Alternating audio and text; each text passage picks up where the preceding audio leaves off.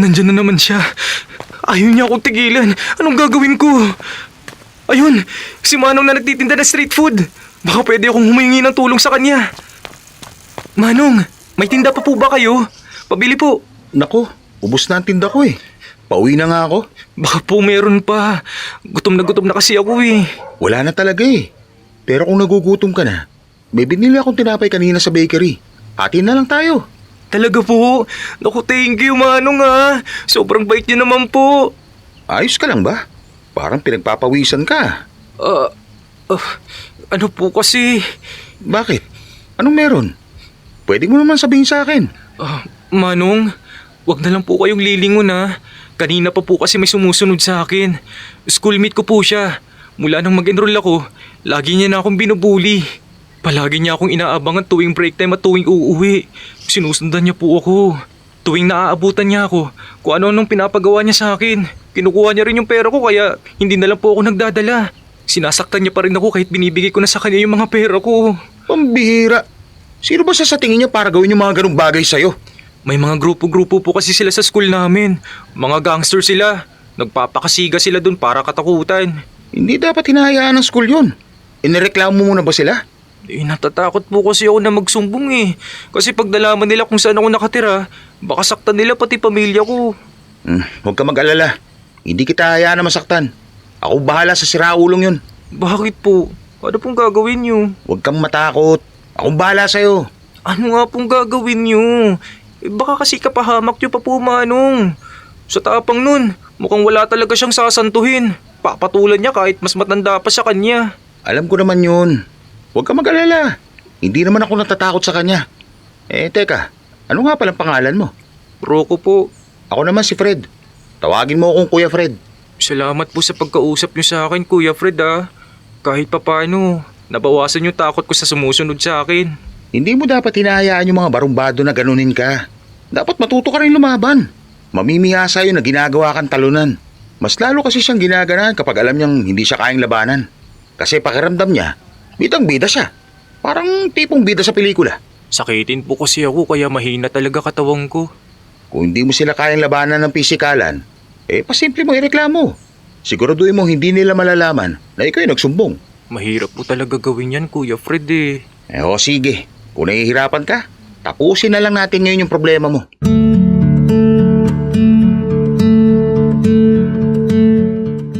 Dear Love, ako si Rocco. First year college pa lang naging target na ako ng mga bully sa school. Matangkad ako pero mukhang saranggola.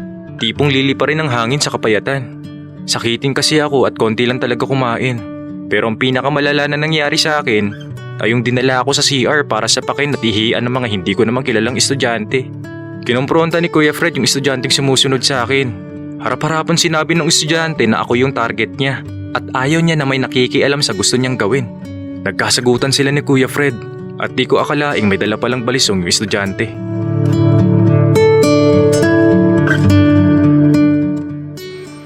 Ano pa talaga nangyari? Bakit kinuha ng mga pulis yung kuya ko? Nagkainitan kasi sila kanina ng estudyante na humahabol sa akin. Tapos, Teka nga, may humahabol sa'yo kanina? Oo, siya yung laging nabubuli sa akin. Buisit. Pinagtanggol ka ni kuya, no? Kaya ba siya kinuha ng mga pulis? Napatay niya ba yung nambuli sa'yo? Nasa ospital ngayon yung tao. Ang sabi, critical daw yung kalagayan. Nawala na siya ng malay sa dami ng natanggap na suntok mula kay Kuya Fred. Napuruhan sa ulo. Ano ba yan? Gets ko naman yung galit ni kuya, pero bakit kailangan niyang puruhan ng ganon? Nadala na rin kasi siya ng emosyon niya. Kitang-kita ko yung galit sa mga mata niya kanina. Parang wala talaga siyang balak na tigilan yung estudyante kung di ko siya hinila. Galit na galit siya eh. Paano hindi magagalit naging biktima rin siya ng bullying nung nag-aaral pa siya? Muntik pa nga siyang mapagsamantalahan kung hindi lang siya nakita ng teacher noon eh. Kaya pala ganun na lang yung galit niya. Oo, ganun talaga si kuya kapag may nakikita siyang sinasaktan o binubuli. Kahit nga mga bata, pinagsasabihan niya. Iba lang talaga yung sayo kasi mukhang papatay talaga ng tao yung hayop na yun. Kaya lang, dahil napuruhan siya, si kuya ngayon yung nadidiin sa nangyari. Paano na to ngayon? Wala pa naman kaming pera para kumuha ng abogado. Huwag ka mag-alala. Tutulong mga magulang ko. Hindi naman kasi mangyayari yun kay Kuya Fred kung di niya ako tinulungan. Kung hindi dahil sa kanya, baka ako yung nasa ospital ngayon. Pasensya ka na sa nangyari ha. Nahihiya ako sa'yo at sa pamilya nyo. May asawa ba si Kuya Fred? Oo, kapapanganak lang kaya sina nanay at tatay yung pumunta rito. Sinamahan ko lang sila. Laking problema talaga nito. Kung sakaling matagalan sa loob si Kuya Fred, tutulong ako sa asawa at anak niya. Ha? E paano mo naman gagawin yun? Nag-aaral ka pa. Tsaka hindi naman namin hinihiling na tumulong ka. Siguradong hindi rin papayag si kuya. Kung naisip mong gawin yon dahil nakokonsensya ka, nako, wag mo na lang isipin. Di mo na makasalanan yung nangyari. Wala ring may gusto nun. Tulad ka rin pala ni Kuya Fred, no? Napakabait mo rin. Lalo tuloy akong nalulungkot sa nangyari. Ay, kung pwede lang sana magpalit na lang kami ng posisyon ngayon. Tigilan mo na nga yan. Hindi mo kasalanan kung bakit siya makukulong, okay? Ginawa ni kuya yung tama na tulungan ka. Sumobra lang talaga yung ginawa niya. Pero sigurado ako hindi niya pagsisisihan yun. Ako nang bahala magpaliwanag sa asawa niya. Tsaka wag mo na ring alalahanin sina nanay at tatay. Hindi magagalit yung mga yun sa'yo.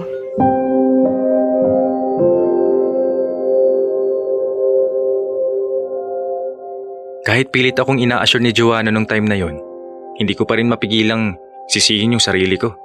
Kung hindi naman talaga ako lumapit kay Kuya Fred para humingi ng tulong nung araw na yon, hindi sana siya makukulong. Lalo pang nagpabigat sa pakiramdam ko, yung nalaman kong kapapanganak pa lang ng asawa niya at siya rin yung breadwinner ng pamilya nila. Nakoma yung estudyante kaya nagsampa ng kaso ang mga magulang nito laban kay Kuya Fred. Matagal-tagal siyang makukulong pag nagkataon. Habang pinagbabayaran ni Kuya Fred yung ginawa niya, gumagawa rin ako ng paraan para mabayaran yung ginawa niya para sa akin. Hindi ko na nga namalaya na ilang taon ko na palang ginagawa yun.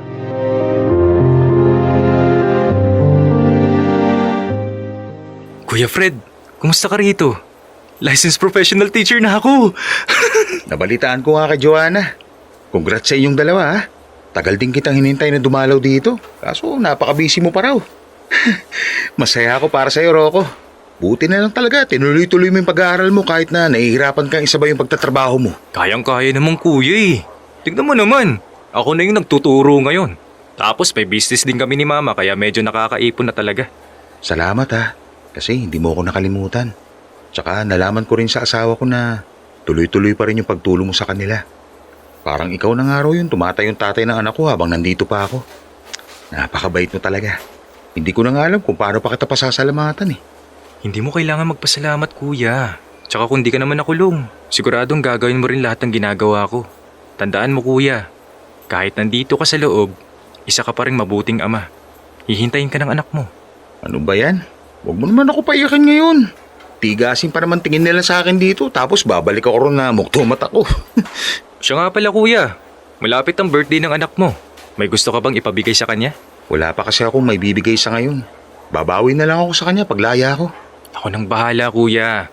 Sabihin mo lang sa akin kung anong gusto mo para sa kanya. Gusto ko sanang bigyan siya ng bisikleta eh. Pwede bang pautangin mo muna ako? Babayaran kita. Anong bayad? Matagal lang bayad yung kahit anong ipapabili mo kuya. Kaya huwag kang mag-alala. Bibilan ko siya ng bisikleta. Nako, napakabait mo talaga. Salamat ha. Hindi ko na alam kung paano pa ako makakabawi sa lahat ng ginagawa mo. Bawi ka na lang sa akin pag nakalabas ka na. Lasingin mo ako kuya. At busugin mo ako sa pulutan. Sapat na yun. Sige ba? Teka, bago ko makalimutan, umamin ka nga sa akin, Rocco. Nililigawan mo ba si Joanna? Ha? Ligaw? Kuya naman. Huwag mo nang itago. Ayos lang naman. Saka kahit magsinungaling ka, halatang halata naman sa kapatid ko na kilig siya sa'yo. Bukang bibig ka nga ano sa akin tuwing dumadalaw dito eh. Sige na nga, aaminin ko na. Nililigawan ko nga siya. Aba, kung ganun, wala na pala akong dapat ikabahala sa kapatid kong yun. Kasi alam kong mapupunta siya sa isang matinong lalaki. Ibig bang sabihin yan, boto ka sa aming dalawa? Bakit naman hindi? Bagay nga kayo eh. Yun! Salamat kuya! Ikaw lang talaga inaalala namin eh. Sus, kahit kailan, hindi nyo ako kailangang alalahanin. Magpakasaya kayong dalawa at enjoy nyo lang ang buhay, okay? Okay kuya, salamat talaga. Rocco, may isa pa sana ako itatanong sa'yo eh. Ano na nga palang balita doon sa binugbog ko? Naku kuya, nasa rehab pa rin hanggang ngayon. Wala eh, lulong na sa drugs. Sabog na sabog talaga. Ay, sinayang niya lang yung buhay niya.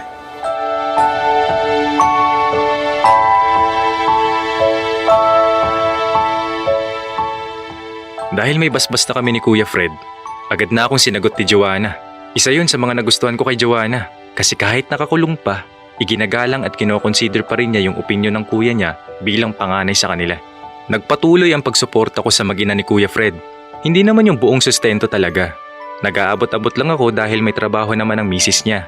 Hindi ko rin pinapalampas bawat birthday o kahit anong mahalagang okasyon sa buhay ng anak ni Kuya Fred para hindi maramdaman ng bata na malayo yung tatay niya at hindi pa malaya.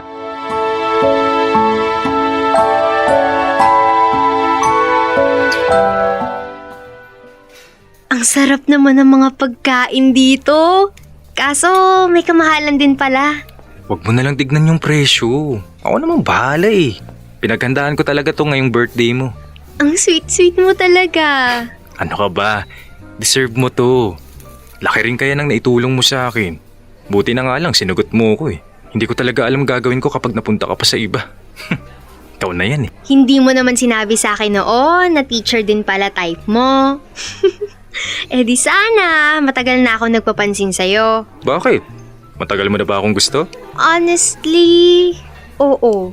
Mula nung nakita ko kung paano ka magpakaama sa pamangkin ko at kung paano mo mahalin yung mga magulang mo. Tapos, hindi mo rin nakakalimutan yung kuya ko. Walang dahilan para hindi kita magustuhan, Rocco. Kahit hindi ka pa talaga tatay, alam kong kayang-kaya mo ng responsibilidad ng isang ama. Baka nga mas responsable ka pa kaysa sa ibang mga tatay dyan eh. Sa isip-isip ko nga nun, napakaswerte ng mapapangasawa mo. Wala naman akong ibang nakikita na mapapangasawa ko kung hindi ikaw. Alam na alam mo talaga kung paano ako pakiligin. Pero, pwede bang wag na muna tayo magpakasal? Pag nakalaya na si Kuya Fred? Oo. Sa ngayon, pwede naman muna tayo mag-enjoy ng tayong dalawa lang. Bata pa rin naman tayo kung tutuusin. Wala namang problema sa akin yun. Gusto ko rin naman na makasama natin si Kuya Fred sa araw ng kasal natin. Siya yata yung dahilan kung bakit tayo nagkakilala at naging close. Kaya di pwedeng wala siya ron. Sigurado akong excited na siyang makauwi. Minsan nga, naaawa na ako sa kanya. Parang pilit niya lang tinatago yung lungkot at pangungulila niya tuwing dumadalaw ako sa kanya. Pero alam kong ganun yung nararamdaman niya. Nahahalata ko rin yan kay Kuya Fred. Kaya nga tuwing dinadalaw ko siya, sinasadya akong magkwento ng masaya para yun yung mas maalala niya pagbalik sa loob ng selda. Mabuti na lang talaga at may pag-asa pa rin siyang makalaya. Konting tiis na lang, makakasama na natin si Kuya Fred. At pagdating ng araw na yon, tutulungan natin siyang bawiin yung mga oras na nawala sa kanya. Sagot ko na yung family date nila para may bonding agad sila ng mag-ina niya. Sagot ko naman yung outfit at pangregalo ni Kuya kay ate. Aba, kailangan niyang bumawi. Sang-ayon naman ako dyan. Miss na miss ba naman siya nun eh. So ano, tatapusin pa ba natin tong kinakain natin o magkukwentuhan na lang?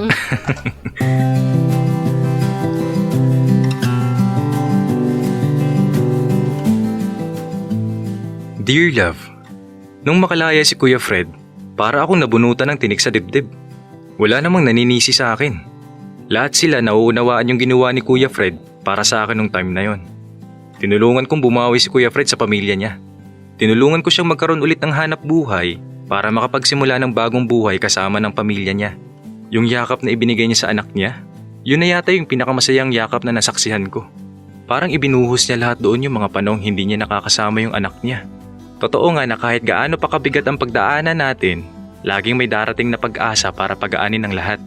Laging may pagkakataon para bumangon at sumubok ulit hanggang sa maipanalo naman natin yung laban naman natin sa buhay.